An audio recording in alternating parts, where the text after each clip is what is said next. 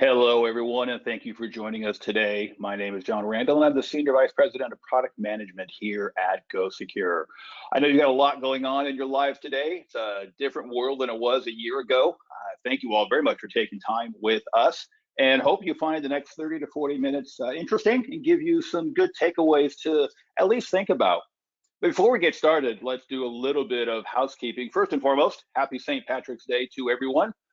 For any of our friends from Canada, I know there's a couple of provinces up there that actually celebrate on Monday, but here in the States, it is today. I did get my yearly picture from a good friend of mine in Chicago with the tinting of the river green.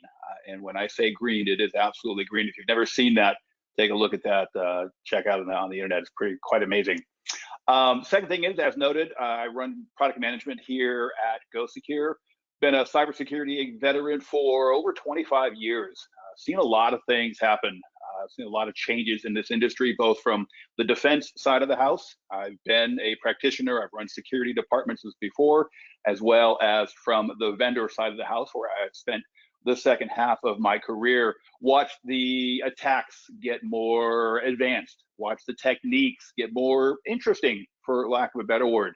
It's been quite a ride. I remember configuring my very first firewall back in the early 90s, and my very first anti-spam filter, and using the 7 words you can't say on TV by George Carlin in a text file. So definitely seen a lot happen, watched a lot. I will say the ride has been quite interesting, quite amazing, and I'm looking forward to seeing where the next few years come. I don't know that I got 25 more years left in me for this industry, but I definitely have enjoyed the ride to this point, and really looking forward to the next few years and see where it goes.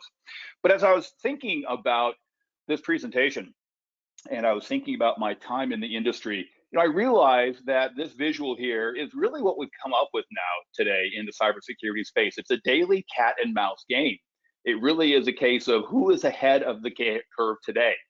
We've seen a lot of evidence.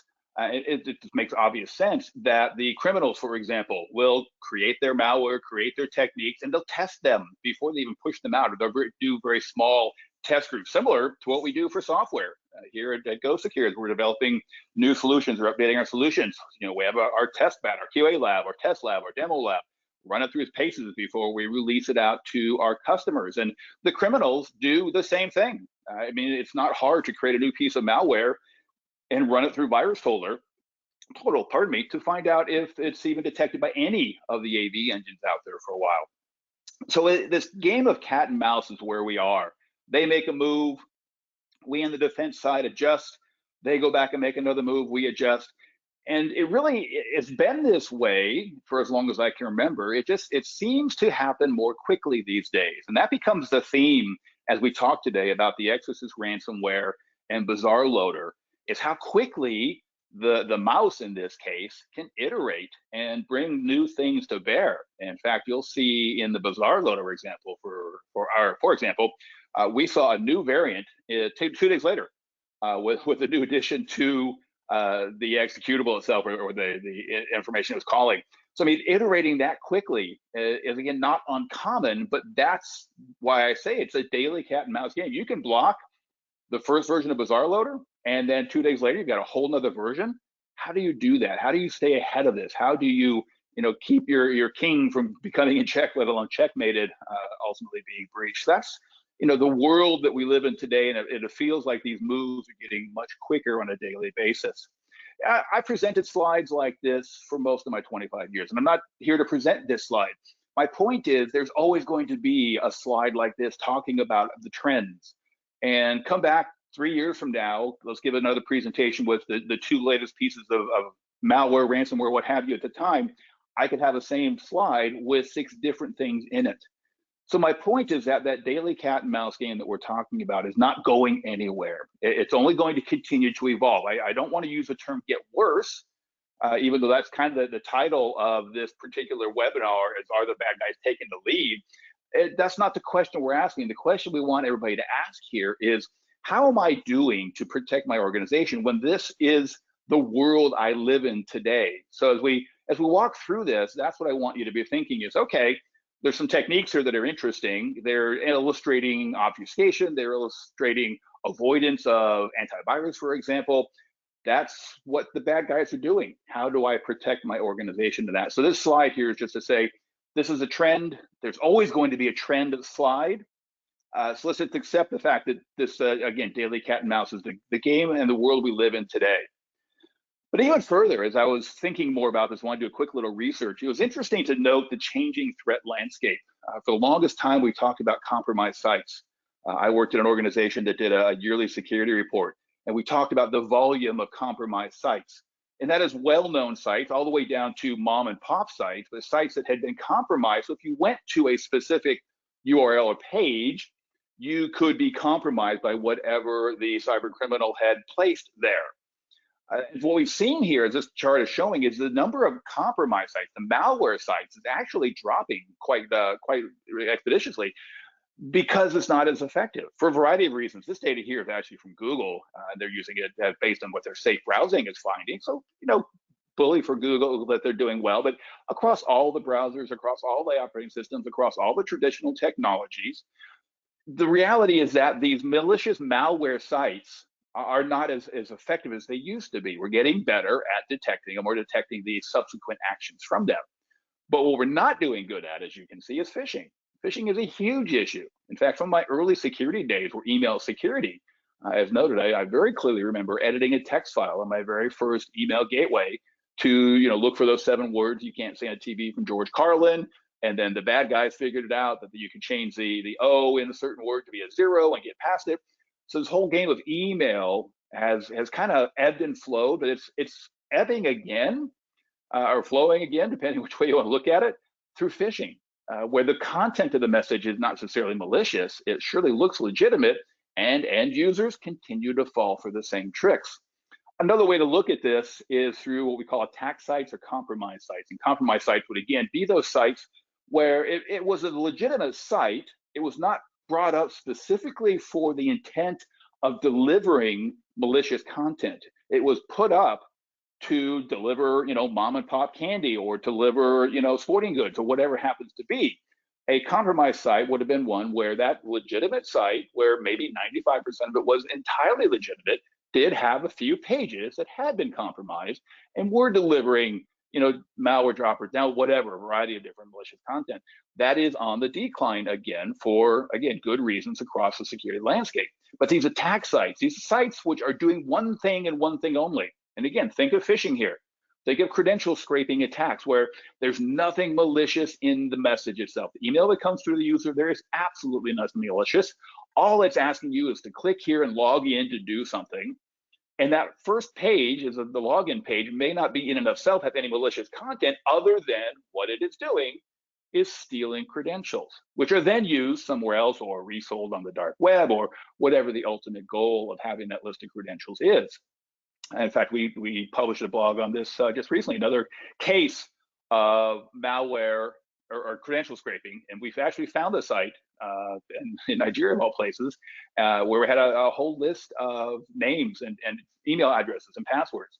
So it's this shift here. Now, will we go back the other way? Who knows? I mean, you can see that we did have an increase in compromised sites late last year, but it's dropped off and tapered off again. We had a big surge in early January, most likely associated with a particular type of attack. So it's always changing, it's always evolving, but you guys on the defense side are always having to stay at the forefront of what's going on. As I like to say, and you probably heard from many people, the bad guys only have to be right once. You have to be right every single time. And that is a daunting task in today's world, when again, you'll see some of the techniques that are used here. Some of them are very, very traditional, yet they still work. Some of them are kind of interesting what they're doing and kind of validate some things we've heard over the past couple of years. So as the title of this webinar mentioned, we're comparing Exorcist to BazarLoader, and in fact, Exorcist versus Exorcist 2 versus BazarLoader. And not necessarily a versus comparison. Let's remove the hyperbole here for just a little bit. It is just looking at both of these based on some research that has come out of the Go Secure Titan Labs, our research team. I want to level set here, though, as we head into this. This is not designed to be an incredibly technical examination of these. I know lots of people love that, including the people in the Go Secure Titan Labs who did, particularly on the BazarLoader. We have a full blog post on that with all the technical bits and bytes you could ever want. Truly amazing stuff. I read it when it first came out, and then in preparation for this presentation, read through it a number of times again. And our lead researcher there, Lily, just does some amazing work. If you're looking for that level of detail, I absolutely urge you to go take a look at the blog, and I'll show you where later on in one of my 2 shameless plugs for Go Secure in the presentation. This is just, again, designed to give you an idea of the types of tactics, what we're seeing when these attacks are even starting early on in the cyber kill chain, and why you just need to be aware that they're trying some old things, mixing up new things, but this is just a case of ever evolving in these attack types that we have here. So let's get ourselves started with the Exorcist ransomware. Quick history on version 1, although it did not call itself version 1 at the time. Why would it? But it was first really named, or seen, if you will, last July of 2020. Not unsurprising anymore, but because we are seeing more and more of this, but it is performing a language check. And subsequent to that, it would actually self-destruct on systems that were either in the Moscow time zone or utilizing Russian keys in the keyboard you see here. For years, we have seen this type of activity where attacks are occurring from one of the Commonwealth of Independent States, but they're making sure that they do not attack Mother Russia itself. It's long been held in the cybersecurity community that as long as you don't attack Russia directly, Russia will let you go and go about your business. You might even be, and we don't know for sure, you might even be physically based in Russia doing your activities, but as long as you're not attacking Russia, it's okay. So there's this checking of where is the machine that we are attempting to breach and infect located, physically located, again, within the Moscow time zone or even utilizing the Russian keyboard. And then finally, this was a classic example of ransomware as a service. I remember many years ago, research I worked with did a thorough report on this whole malware as a service, ransomware as a service. And it's just incredible that it's effectively Amazon for bad guys. And I'm an Amazon fan, so not thinking on them at all, but the whole dark web underground was building itself around this. If you needed, this piece or that piece, come here once you get access, and you can start buying them, and you can just actually pay for the attacks and give us a target, and we'll go after it. So in this particular case, there was a lot of research done into this as it populated and propagated, if you will, and it was discovered this was traditional now ransomware as a service, where the attacker, the person actually executed this and got it out there, got 30% of whatever came back. So I mean, really, other than knowing who to attack or where you think you want to attack, there's nothing else as an attacker you needed to do. Obviously, need to get access to this criminal underground, but it's an amazing game that is being played here. But again, not surprising, it's all about the money. And as long as the tactics work and can evolve into something new, we'll continue to see more of this. And so this is what happened last July. Came out and hit the media. And the example we saw of the actual decryption or encryption was here. And here's the ransom note. Pretty typical. Do this or you don't get your stuff back, et cetera, et cetera. So this is what happened in July, and everybody reacted. Lots of media around it. Good for the media. Good for everybody to be aware. I always love the community. I love the fact that we can push a lot of information out. In fact, on many of our in-depth blogs, we post indicators of compromise that you're free to take and use wherever you need to. Put in your SIM, put it in wherever you want to put it. So let's get us through Exorcist. This was the first version, came out in July, did our thing, did its thing, media moved on to the next one, everybody did the same thing. But then in late October of last year, our Active Response Center, our ARC is what we call that in many organizations. It's called the Security Operations Center, but we call it Active Response Center. This is where our threat hunters live. This is where our analysts are doing their activities of looking at these processes for our managed detection response customers, trying to understand the reality through the noise. There's a lot of noise, a lot of events in the world today. How do we as security professionals make sense of that? How do we best take advantage of automation to sift through this and then deliver to analysts, wherever they are, even within your organization, and say, hey, you should probably take a look at this one. And so this was an initial starting point. It's one of those early things that we see that, it's a Windows service host, not uncommon, something's happening, not uncommon. Again, somebody plugged in a removable drive, which we've all heard about for many, many years. Be careful with removable drives. And yet this happened again. And not that that's in and of itself bad. plenty of valid reasons to apply or insert a removable drive, but it is always a, okay, what happens next? Well, what happens next is on the removable drive, somebody decided to crack this or run this crack file from Microsoft Project 2019. Again, running an exe, whatever it is, from a removable drive in and of itself, not necessarily malicious, but it is always questionable. We always have to keep an eye on it and wonder what happens next. And when you look at the name of that file, it's like, that is just seriously a crazy file name. Not the setup underscore exe, where it came from. And further research from our good friends at Believing Computer illustrated that, or demonstrated that fake crack sites were used to push Exorcist 2. So we're 3 days ahead of this, noticing that this is kind of a weird folder name. I mean, not just Microsoft Project and crack, but just the number of characters after that. But it is running an executable, which is, again, not unusual, but it is from a removable drive. Okay, let's keep an eye on this. What happens next? And what happens next is a variety of odd things. So first and foremost, it creates this process d2.exe. Sorry for the quality of the images here. Went through a couple of rounds before it finally got to me. But net of it is this crack file, the setup exe installer, is now created as d2.exe as the primary process owner of what happens next.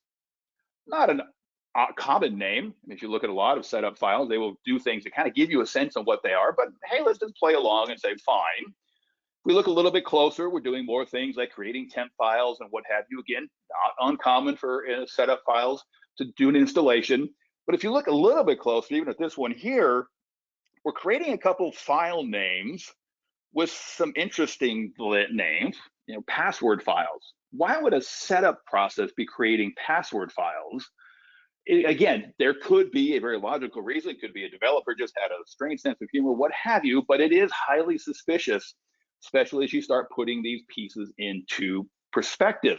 Removable drive, weird folder structure for an exe, kind of an unusual main driver of the process is d2.exe.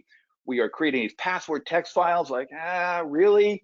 And then we go one step further and see that now we're actually copying data from the Chrome, the local browser cache, into yet another temp file. Now, what is this thing related to Microsoft Project doing in Google Chrome, since we never really actually did anything with Chrome, since this whole thing started from a removable drive? All right, something is going on here. A lot of this is designed to evade traditional defense tactics, whether it's antivirus, whether it's use cases in your SIM, whatever it is. A lot of this is designed to say, hey, don't look at me. Don't look at the man behind the curtain. Even though my stuff is a little bit unusual, it's not uncommon to have this main process. It's not uncommon to copy files and create temp files. None of this is uncommon, but it's when you add the human element to this and say, wait a minute, this is just, something's not right here. Nothing malicious, so to speak, has happened yet, but we are surely seeing a bunch of activity that is very, very suspicious. So what do we do here? Well, let's take a quick look at a few other things, what we call the conviction level. How far do we go with this? I mentioned copying the data from the browser directory, but then you get into some really weird names. I mean, these things have absolutely zero rhyme or reason. If you look at most installations that are performed, these names mean nothing. Create them and delete them, maybe, okay, whatever, but hey, wait a minute. Now we're talking to a known IP logging server to understand, where you are physically located in the world. And then we change the core process from D2 to L2. Again, no correlation to anything with Microsoft or Microsoft Project. It's just, now we're just really entering the twilight zone of weirdness of saying this is just all crazy stuff happening all pretty quickly, but none of it has any logic to it or order to it. Continue on just a little bit further. Again, now we're changing the process name one more time to something even more unique, cleaning up some files from other areas. So now we're clearing our tracks. We're doing another WAN check. Yeah, we can do it multiple times. That's fine. But again, so quickly, I mean, literally, we're talking seconds after we just did it.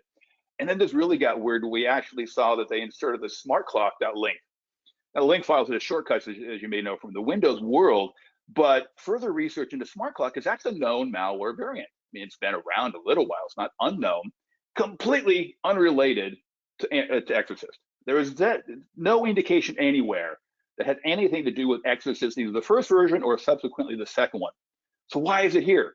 Why are we throwing this in here? It was actually connected to a registry entry, a run once, delete. I mean, all those pieces like that. Again, traditional stuff.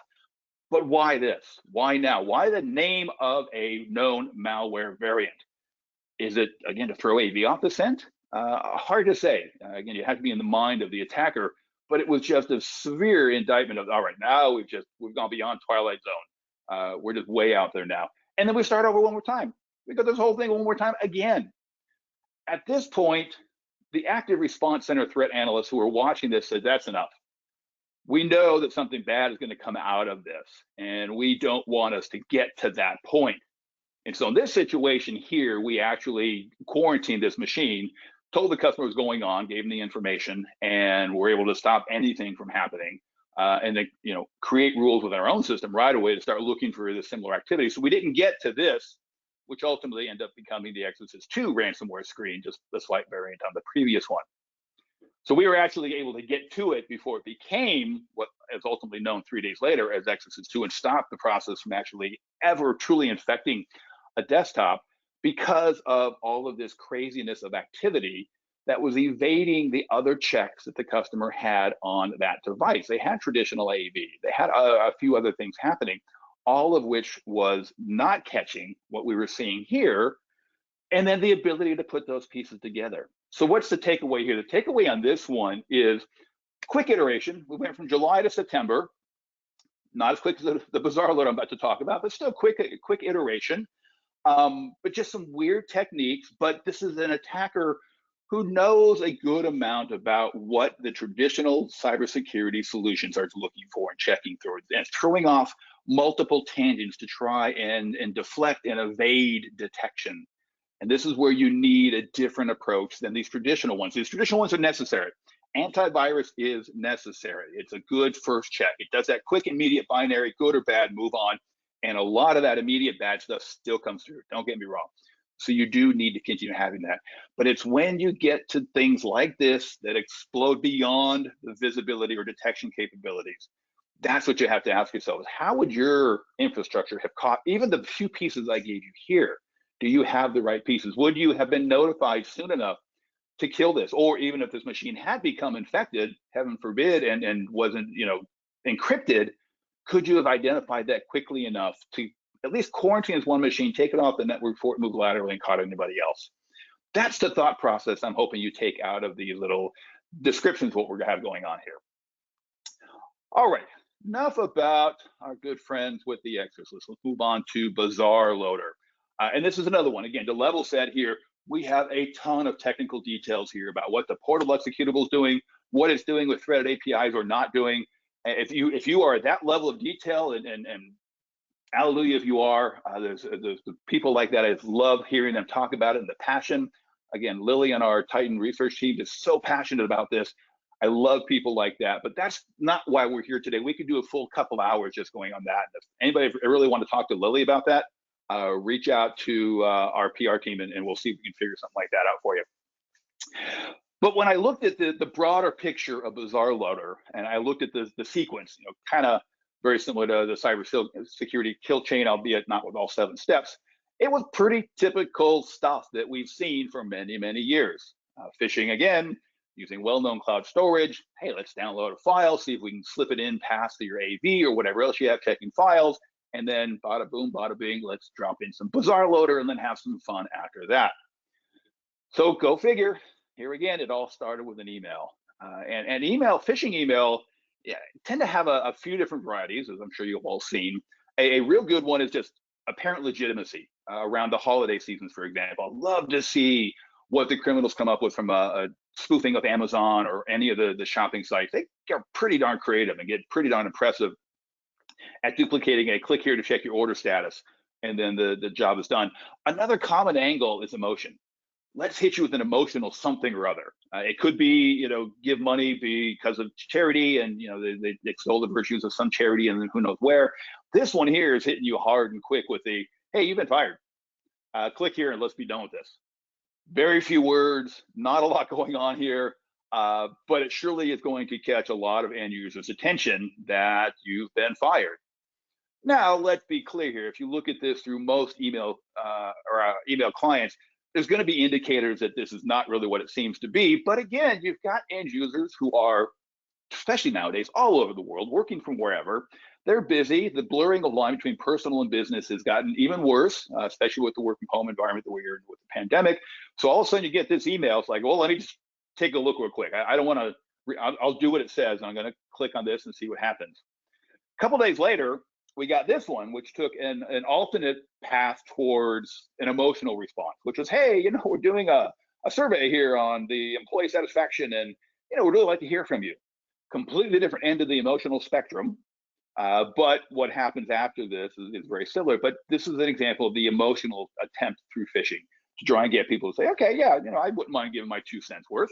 And hey, looking, it's going to Google Docs. Let's figure out what that means. Why? Because again, we're using a well-known cloud storage. How bad can something from Google Docs or Azure or OneDrive or fill in the blank, iCloud or what have you? How bad can it be if somebody is telling me they want my opinion, and all I need to do is click on this Google Docs link and download it? This is not new, folks. I'm sure you all know that this use of public cloud infrastructure for delivering malicious content is not new. You can ask the question, why aren't the cloud providers getting better? They claim that they are. Lots of notifications from Microsoft and Google and others about how they're really checking mess or content that is placed in the cloud. And yes, you hear about Google finding these and quickly shutting them down. That's wonderful. But if you look at the folder structure, again, absolutely no rhyme or reason to it other than it's completely random and pre-generated, and somebody could create thousands of these, hundreds of thousands of these. Is Google going to catch them all? Is Microsoft? Hard to say. But what this does is this increases the apparent legitimacy of the click here and give us your information to an end user. It's Google, it's Google Docs. Hey, let's go ahead, let's have a good time there. So phishing email, legitimacy and or hitting the emotional flag, if you will, which then links to something in Google Docs. End user says, Google Docs is fine, let's move on. These are the actual files in the 2 examples I showed, starting with the email trend. These are the actual 2 files. Now, first of all, downloading of EXEs, heavens knows we've talked about this for years, which is why most of your email clients, for example, natively block this from happening, or at least ask you 17 times, are you sure you want to download this EXE via email?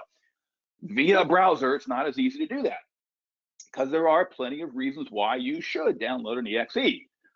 In this case here, though, customer or the end user could have paid a little bit of attention and said, the file name is odd, and it's an EXE, which means it's going to install something. Most users know that. Even though the whole EXE equals install might, bypass a lot of end user checks, you're adding something to your device. It's going to ask you at some level if it can. So the fact that your termination, apparent termination notice is an EXE should have been suspicious. Even more interesting, but again, the bad guys knowing what they're doing, is if you had show file extensions turned off in Windows, it actually appeared to be a PDF, even though the name showed the EXE. Well, of course, sure, users are downloading a PDF from Google Docs. How bad can that be? Don't get me started. Plenty of examples there. Same thing on the employment termination. Oh, the second one. I'm sorry, I didn't change the headline. That's for the survey. Same thing. We're downloading a document, but an EXE to perform. It's just end users not paying close enough attention, and this happens all the time. So the tactics here are not new. The utilization of the PDF icon in certain situations, all right, kind of, little bit of a trickiness to it, but again, not unusual. The fact that the end users click on this and don't even think twice because the browser is going to say, you sure you want to download this EXE? If so, where am I putting it or what? There's so many reasons the end user could have found it, but again, they did not. So moving on, user double clicks on it. At that point, that's pretty much done. Because at that point, what's happening is the executable is executing behind the scenes. First of all, it's hiding a lot of its actions using this YUV player, which is a legitimate piece of software, albeit with the double byte characters there. It is a legitimate piece of software.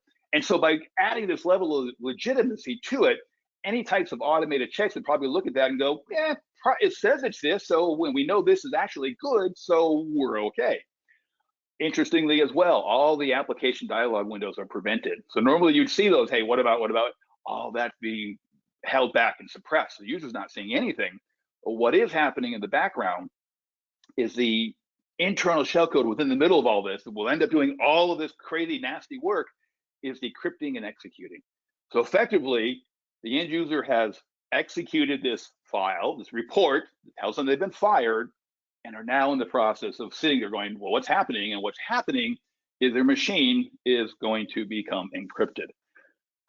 More cases and more evidence of the criminals using well-known tactics, hiding behind legitimate resource, knowing that an end user would be expecting to see these dialog windows. Let's suppress those, and then let's do some cool, tricky stuff at the portal executable level and at the actual execution level to really mess with people. And so that's where, again, if you were here for the technical bits, we have them, especially in BazarLoader. We have them. And here is shameless plug number one. There are only 2 in the deck, so I'll hold me to that, but I know there's only 2 that I added into it. All this technical stuff around BazarLoader is on our security blog. We published this back on February 1st, so it's only a few lines down. So please, if you want this level of detail, and it is amazing stuff to read, go take a look at it there. And seriously, if you're really, really interested in more details around this and how we got here, let us know. Reach out to info@gosecure.com or .net, pardon me. And we'll try and hook you up with our lead researcher, Lily. But lots and lots of technical details here.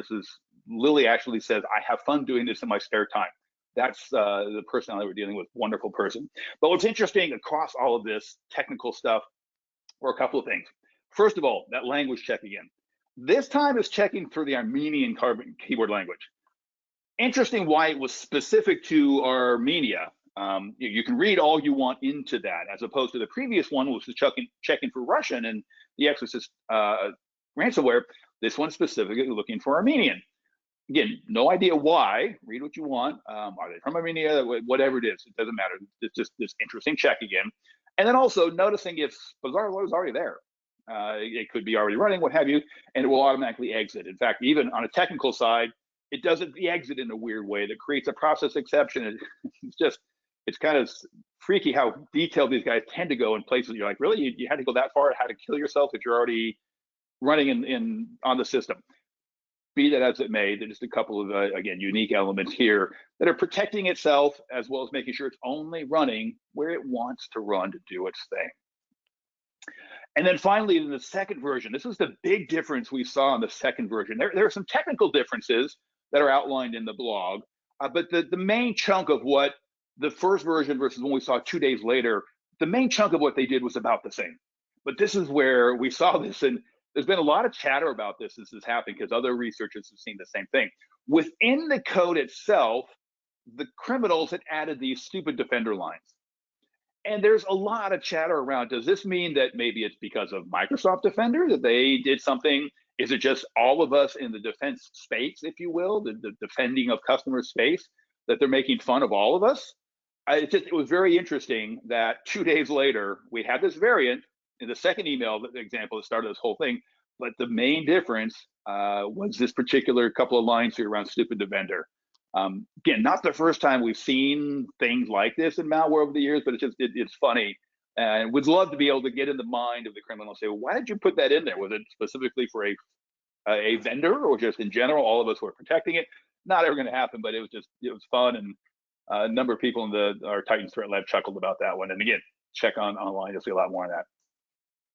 So in summary, this is how our Titans Lab research team summarized this particular one. Become increasingly popular, and you'll always see this. Again, you'll see this rise of malware, you'll see this rise of tactics, this rise of techniques, and then everybody catches up to it. Our daily cat and mouse game, because then it'll fall off, but then it gets replaced by something else. Because we as defenders catch up, but then the bad guys go back and say, all right, well, you figured that one out, how about this one? So BazarLoader is becoming increasingly popular because of their use of techniques. These guys know what traditional fences do. They know what antivirus does. They even are starting to get really smart at what your endpoint detection and response does. Even the one in between, next-gen antivirus, they can run all of these in their own labs and figure out ways to get past them. And so in this case, threading APIs and faking portable executable injection for shellcode, whatever it is, come back 2 years from now and we'll have a new version of this, and I can put up the same slide. We'll just change some of the words. The fact is that this is the cat and mouse game we started with. The bad guys have moved their chess pieces around. They're doing some interesting things. How are you as a defender going to respond? And so this whole presentation was predicated on our cyber criminals taking the lead. which was really a misnomer. It's designed to entice you to come and take a look and see what we have found with these two different pieces here. But that's not the question I want you to walk away with. The question I want you to walk away with is, first of all, understand your risk. What is your risk level in your organization today? Based on these two examples that we have shown today, the couple of areas to be wondering about is antivirus. Do I still think you need it? Yes, I said at the outset. Is it as valuable as it used to be? No, because it's very binary and very easy for malware creators to bypass. But a lot of known malware still comes through in various mechanisms, and antivirus will catch that. And users are still one of the weakest links. We've been doing security awareness training for years on our users. When I ran security, I can remember how many times I sent emails out. If you don't know who it's from, don't open it. Just because it says it came from HR doesn't mean it came from HR. All these things. We do fish testing. I worked for a very large security vendor probably about 10, 12 years ago, very large in San Diego. We did a phishing test. 60% of the organization still activated the content. We preach the cybersecurity of this place. Every single day there's something out there. And yet 60% of our employees still clicked on the link. So end users are a problem. They're a weak link. They're not going to go anywhere because they are our job. And so we need to figure that out. And then detection. How do you detect this stuff? Look at all the obfuscation, all the evasion techniques, just the simplified versions that I've given you here. What in your organization is going to detect those for you? If that's your risk, how do you answer the security side of that? Every organization will be different, and there is no single answer. My point with this presentation was to give you just enough of the technical details to illustrate that this is what the criminals are doing. And hopefully, if you take away nothing else, other than my second shameless plug, it's going to be this slide here. What is our risk level, and how are we addressing that through what security measures internally? That's the question that security professionals need to answer for themselves today. Sometimes they do it on their own. Sometimes they ask for help. I'm not here to sell either virtue of that discussion. It's just, this is the question I'm hoping you take away. All right, shameless plug number two, because not only do I run product management here, but I do also run marketing. So if you really don't want to hear a shameless plug, now's your time to jump out. It will not take long. I am not going to put on my marketing hat. What I'm going to say is both of the examples that I showed you were caught by our managed detection and response service. And our managed detection and response service is designed to address the detection capabilities that many organizations find themselves lacking in. How do you see these things that we showed you and understand that they are suspicious but become malicious when put in the right order, or that there's enough suspicion to create a conviction level that says quarantine that machine, kill that process, whatever it is? That's what our MDR, driven by our active response center, our ARC and our threat hunters, does for our customers. And both of these examples were examples that we stopped for the customers before they were breached. We have this event visibility across what I call our 5 pillars. You can see them there. In this particular case here, our EDR, Next-Gen AV, and network detection and response were very, very helpful in the Exorcist 2. We saw all the screenshots that I showed you in the Exorcist 2 were from our endpoint detection and response, and then we had some supporting evidence from our network detection and response. We saw a lot of the network traffic that was going on, some of the bits and bytes details I didn't get into, that led us to do that analysis and correlation that many organizations find challenging to do, that led to the conviction of, we need to stop this now. The BazarLoader case was actually found twice by our inbox detection and response. And in both cases, we were able to block the email and prevent the user from clicking on the link and executing that executable. The research that I showed you was our Titan Labs team that actually did download all that information, pulled it off, and did the reverse engineering to see really what's going on here. And that's the team that's run by Lily that we could talk about as well. And then we do have this insider threat capability, which is kind of unique around activities. If a user opens a browser to go to, let's say, your Amazon Web Services instance, hey, let's record that activity so we know exactly what they did. Not from a necessarily malicious perspective, but just, hey, John Doe over there actually went into our cloud instance and deleted that whole instance. Now we know what happened, so we can go back and undo it or what have you. We had a lot more to it, but the point here is that managed detection and response is a way of addressing a lot of the challenges that we've seen here. And if you're interested in learning more, would love to talk to you about that. And in a lot of cases, I will readily admit this is where I am putting my marketing hat on. A lot of people don't know as much about Go Secure as I, as the head of marketing, would like. And we're working on that. We do all the major trade events. But if you haven't heard about us and wondering, who is Go Secure? Why should I be interested in them? We did come out first in a survey of customers. It was up in Canada, where we have a strong presence. A beautiful office in Montreal, wonderful office in Quebec City, outstanding office in Halifax. But our customers in Canada, people who use our services and others, rated us #1. So just I'll mic drop on that one there.